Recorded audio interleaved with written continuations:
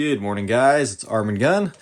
Gonna talk about the G28 today, insofar as some of its internals, and we're gonna do a full disassembly as well if you're interested. But this is a piston-driven upper, and it's got the same piston system as a G36. As far as I know, this is one of the larger guns out there that runs that kind of system. So, that was based way off the AR-180B or AR-180 system that uses a very similar type of short stroke gas piston. But yeah, we'll pull this thing apart. I've already done the honors of popping out the first screw and loosening the second. These are fairly tight. They've actually got 8 newtons or I forget exactly what the NM stands for. They've got a torque rating right on the bolts. That's pretty cool. But they are snug, so I just popped them off. I would recommend using a socket and not a screwdriver. A screwdriver takes too much force. You can mangle up inside there. So, and they're retained as well. So once you unthread it and they pop out, they're captured in there. So I just left the second one partially in. But for starters, let's pop the mag.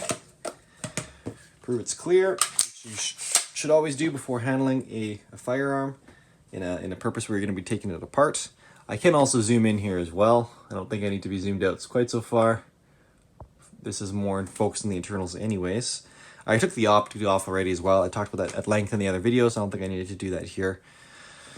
Just felt it'd be in the way. I'll take off this bipod. Now this is a bipod.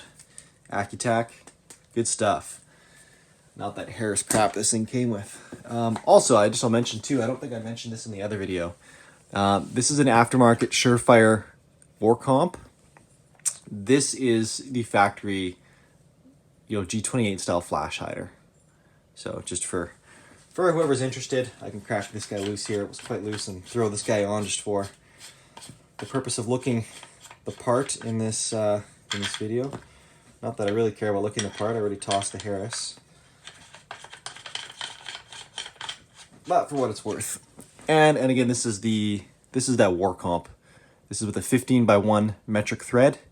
Really quite nice, and it allows a person to attach Surefire suppressors, or in my case, Surefire fake suppressors that are just a trainer can. Anyways, let's keep taking this thing apart. So we'll start off by popping out the pivot pins, which also require a bit of coaxing. They are a little bit tight. Allegedly quite tight.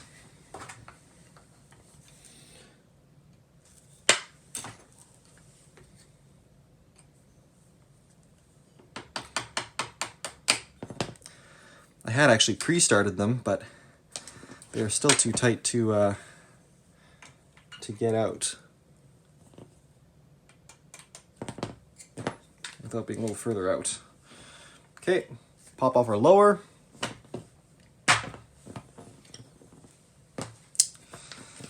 Set aside our upper for now. Take a quick look at the lower. So you've got the factory Heckler & Koch trigger, which again allows you to engage the safety even though it's on, the hammer's dropped. It's got an interesting profile here. You see the hammer is scalloped out. That is so that it can properly interface with the hammer drop safety on the bolt, which I will show you. Same system as on the MR223. That's pretty cool. I don't know if we need to take the buffer. I guess we may as well for the purpose of this thing, hey? Pop this guy out as well.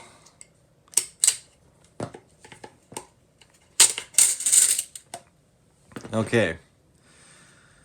So there's your big buffer. If I can separate it from the spring here, it's quite tight. There we go. So there's your buffer. Here's your spring. And that's really it for the lower, guys. I think I'm going to leave it there. You can sound off in the questions, in the comments if you've got any other questions, and I will do my best to answer them, or perhaps someone else will chime in and do some answering as well. Now the interesting part, or the really interesting part, is the upper. Okay, so we'll pop out the carrier group first.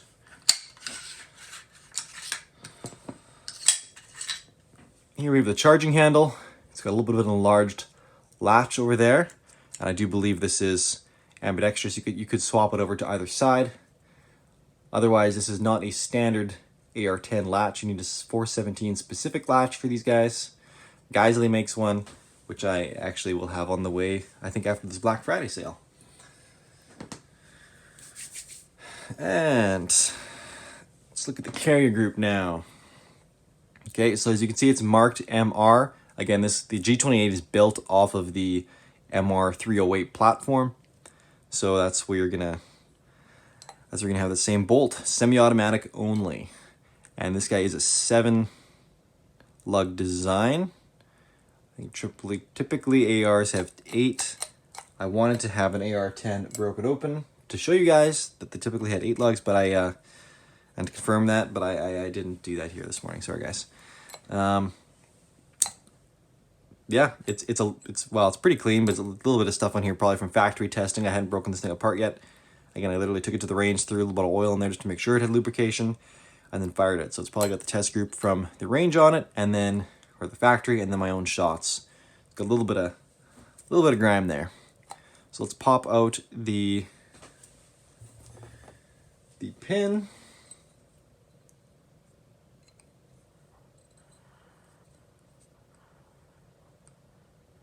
Nope, I need something smaller. Oh, there we go, I got it with my nail.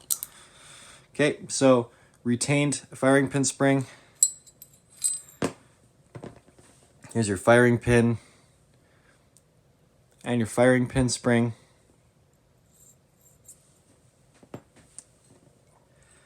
Cam pin will now pop out.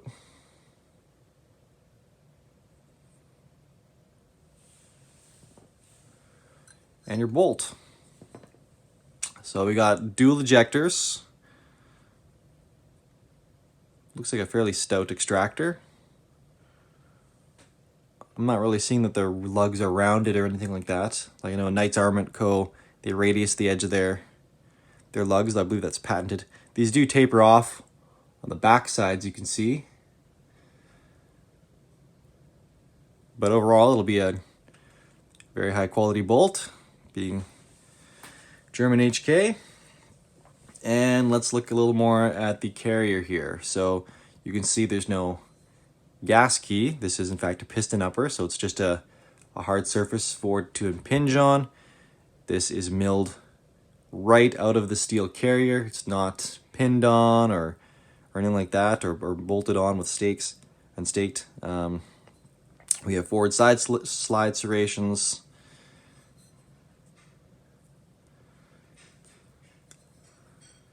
And here is the firing or the hammer drop interface here for that safety. So I think it's a out of battery protection or something. So I'm not 100%, but I know it's something that HK does across their guns. It's in the MR223 as well. So that's the bolt carrier group.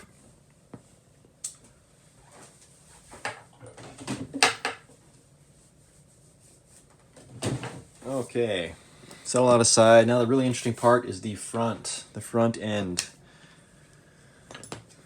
So I'm just going to pop up my screws a bit. You'll see this just pops out and is retained once it's at that point. Now my MR223, I remember this being a little bit stiff, so I'm guessing it's not just gonna, oh, there we go, a little bit of wiggling and it broke free. You can see there's that lug that interfaces into the rail, into the receiver, just to align it. So, but it's enough that I can wiggle it loose with my hands. On my MR223, I needed to coax it forward with the rubber mallet a little bit.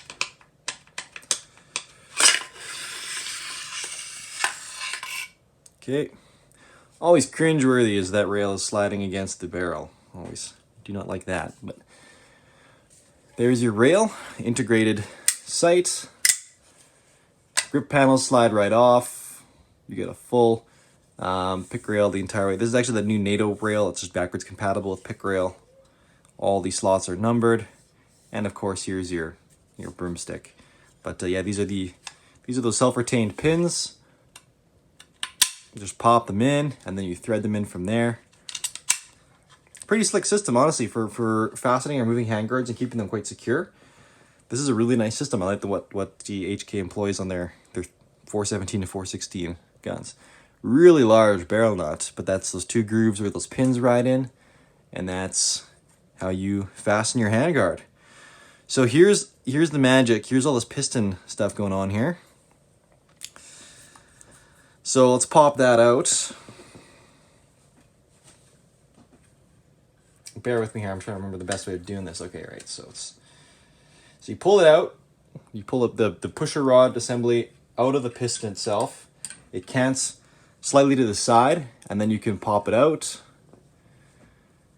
And there's that. It's all one sealed unit, captured spring in there. There's probably a way of disassembling it here, but I don't think a person really needs to concern themselves too much with that. But that is the pusher rod assembly. Little piston itself. I always love the fit. It's always just such like an airlock seal. That's the piston.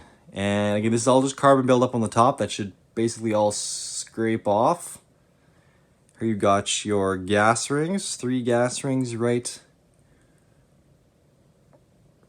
below the tip of the piston, and then the recess where the pusher rod rides in. Okay. Now this is the adjustable gas block. It's meant for suppressed and unsuppressed. You get the N for normal and the S for, I'm assuming, for suppressed. And that's basically those indents there for a tip of a bullet. It's essentially intended. It's just captured actually by this this spring here, which is a little goofy. I thought they would have done a little bit different system than that, but I guess if it works, it seems a little bit odd.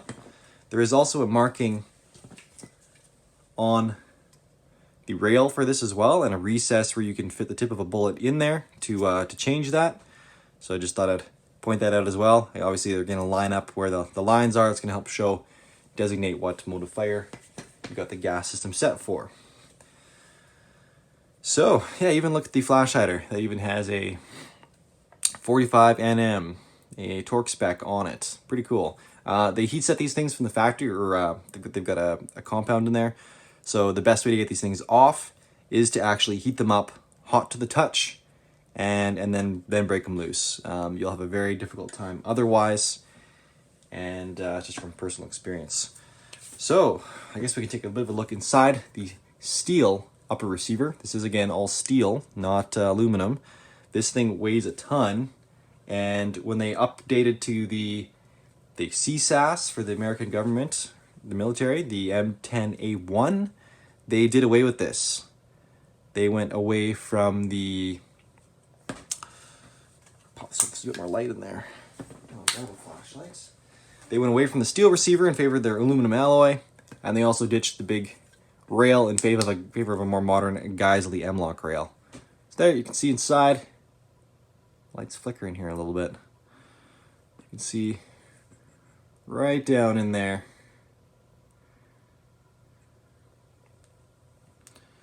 But overall, just a very nice quality gun. I don't know that I need to reassemble it. It's everything's in the reverse order, literally. All the pistons, everything goes back in the exact same way. So you can't really tell. I'm talking slower. It's the morning. I'm always a bit slower in the morning, which is probably good. I've had some feedback saying I should do these videos, pre-coffee. So I'm doing that. And yeah, thanks a lot, guys. If you want to check out the other videos, please do so. Next week, all next week, if you've made it this far, I guess you probably care. So I'll give you a bit of a hint about something that's coming. We have an APC 308. On Saturday morning, I will drop a quick intro video, semi-unboxing. I say semi because it's not a complete unboxing. I didn't get it in the original box, but the gun is in there and it is beautiful. So the video is literally the first time I opened it. I just filmed it like the other day when I got it. It's I'm really impressed. I'm really impressed with the APC 308. So yeah, that next week's gonna be the Future Firearm is gonna be the APC 308. I'll do a shooting video. I'll do a disassembly video, and yeah. So thanks a lot, guys. Thanks for sticking around. I'll also reward you with a real quick gun of the day. And because this was a long video and you stuck around, it'll be a cool one. The SIG 553. In Canada, this is the Swiss Arms Black Special. They call the blacks the Black Special and the greens the classic greens. And this is the CQB, which is essentially the 553 gun. So really, really nice gun. Just a great gun. I love these. I did a range video with this recently too, so there will be a video set coming on this gun in the coming weeks as well. Probably going to be some B&T stuff first though. APC 308, my SBR APC 223, and then we'll go from there. So thanks a ton, guys. Catch you later. Arm&Gun out.